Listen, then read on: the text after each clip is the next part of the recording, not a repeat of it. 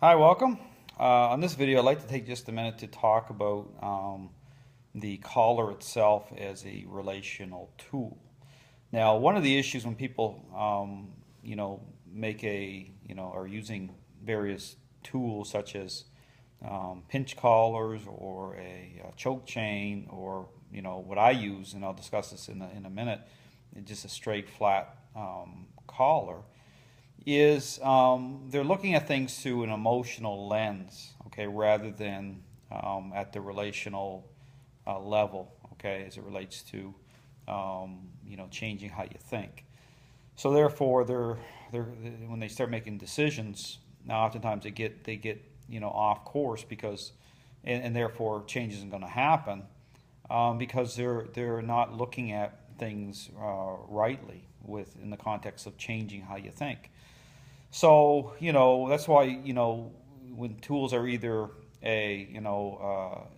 fall within the category of control or change, you have to look at kind of like the echo effect, okay, how that's playing out between mind and body, okay, at the physical level, at the relational level, because again, dogs' nature is the whole, okay, it's truly about changing how you think. That's why people try to separate at the physical level, they look at that's why they get the very twisted up on this dominance issue because how it's framed up isn't they're not looking at it at the relational within the context of the relationship, okay, through strength and weakness. So, again, with the collar, when you're looking at using a device such as say a pinch collar, okay, people get very upset. They look, people who are very emotional will look at that in the context of being a painful device, and they'll use all this language, and they're all twisted up in their ideology. But on another level, people may use the pinch collar, because I see it, to help with the walk, but in the context of, of a relational tool, oftentimes what's happening is it just merely is controlling the walk. Okay, the dog knows that the device is being used, and it's keeping it within at the physical level, okay, within that script physically, but relationally it's not promoting change because the owner isn't really changing. They're still holding on to a certain way of thinking. Now, the reason that I go to a flat straight collar, okay, is because within the context of even when people look at the pinch collar, they look at the choke chain, it usually follows a corrective script. Okay, they're applying, it's manifesting itself as at the physical level, at influencing or bringing influence onto a dog within the corrective level. So the script people are following at the corrective level, oftentimes that still will create relational change. Okay, but if you look at how I'm doing it, okay, I'm kind of out of the box. Okay, I'm, even though it will somewhat follow the same kind of corrective script, it's different because it's proactive. Okay, at the corrective level, how most trainers who are, using choke chains and such, the script they're following is more of a reactive level. Okay, so they're waiting for the dog's decision-making process to hit the tipping point. Okay, and then they're giving the dog a correction. Okay, that's not what I'm doing. Okay, I'm actually creating what I define as follower moments. It's about relational change. So therefore, it's kind of like getting a three-dimensional view of the relationship and already saying, well, I know the dog is already holding power, it's already objectifying, and so it's just kind of like having a teenager that is rebellious and out of control. You need to get in their airspace, but how do you create parental influence? Okay, it's how you promote it. So there's a preactive. That's why I show the relational model is preactive. It's proactive. Okay, there's not a waiting part. There's not a waiting for that tipping point to happen.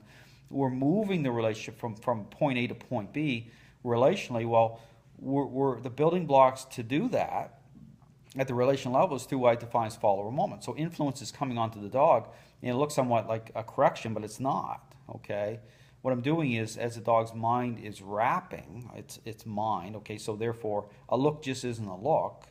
okay, the dog's mind separating, and you'll see the levels of separation. If you look at having a dog on a leash, dogs that have a higher level of power are going to be more resistant to the leash to be brought under control that way, okay? Because their mind is pushing beyond the boundaries of the follower script, okay?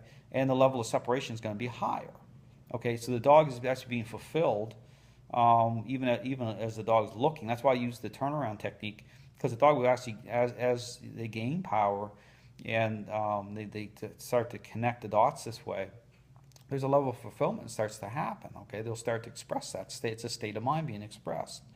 So what I'm doing with the, within the context of, of the relational influence that's happening is it's more of a nudging effect, okay? And so we're not waiting for the mind to explode, okay? We're actually getting more in tune to the level of separation happening. And so we're filtering, we're redirecting the dog's decision-making process through the person. That's why as you start to follow this relational framework, you'll see the dog's head turning in towards as influence starts taking hold. So every time this nudging process happens, there's slack coming on to the collar, okay? So it's very intentional, okay? And you'll see the interplay. You can break it down so you can see the interplay of this.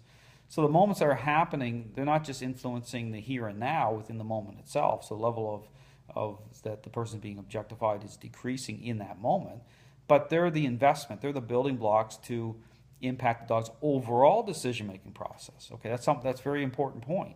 So it's like a daily investment as you're doing these moments. That's why these moments are happening even within the house throughout the day, okay?